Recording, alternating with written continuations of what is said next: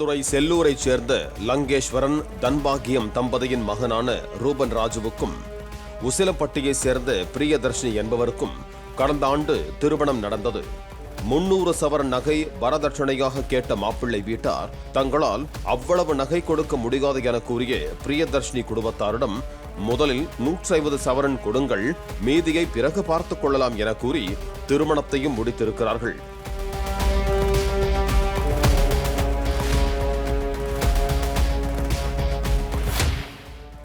சில நாட்களிலேயே மீதமுள்ள 150 சவரன் நகையை கேட்டு கணவன் ரூபன் ராஜும் அவரது பெற்றோரும் பிரியதர்ஷினியை டார்ச்சர் செய்ய தொடங்கியதாக கூறப்படுகிறது.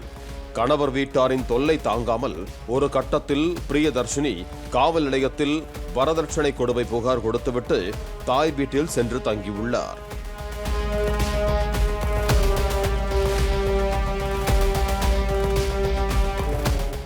பிரியதர்ஷினிக்கு முன்னதாக வேறு ஒரு குடும்பத்தினர் 300 சவரன் நகைக்கு ஒப்புக்கொண்டிருந்ததாகவும், ரூபன் ராஜுவுக்கு அந்த பெண்ணை பிடிக்காததால் அதே அளவு நகையை தர ஒப்புக்கொண்ட பிரியதர்ஷினியை திருமணம் செய்து கொண்டதாகவும் கூறப்படுகிறது. இந்த நிலையில் தாய் வீட்டில் இருந்த பிரியதர்ஷினிக்கு தெரியாமல் ரூபன் ராஜுவுக்கு முன்பு பார்த்த பெண்ணை திருமணம் செய்ய ஏற்பாடுகள் நடந்துள்ளன.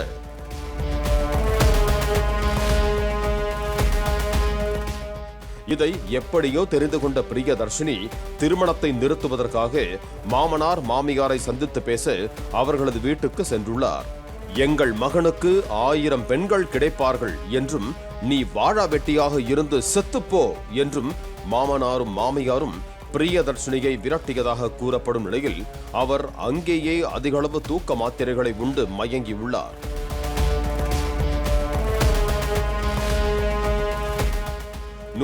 ஆம்புலன்ஸில் அவரை மருத்துவமனைக்கு அனுப்பிவிட்டு ரூபன் ராஜ் தரப்பு விஷயத்தை பிரியதர்ஷினியின் பெற்றோருக்கு தெரிவித்திருக்கிறார்கள். மருத்துவமனையில் சிகிச்சை பலனின்றி பிரியதர்ஷினி உயிரிழந்த நிலையில் போலீசார் சந்தேக மரணம் என வழக்கு பதிவு செய்திருக்கிறார்கள். ஆனால் இதனை கொலை வழக்காக மாற்ற வேண்டும் என கேட்டு பிரியதர்ஷினியின் உறவினர்கள் சாலை மறியல் போராட்டத்தில் ஈடுபட்டனர்.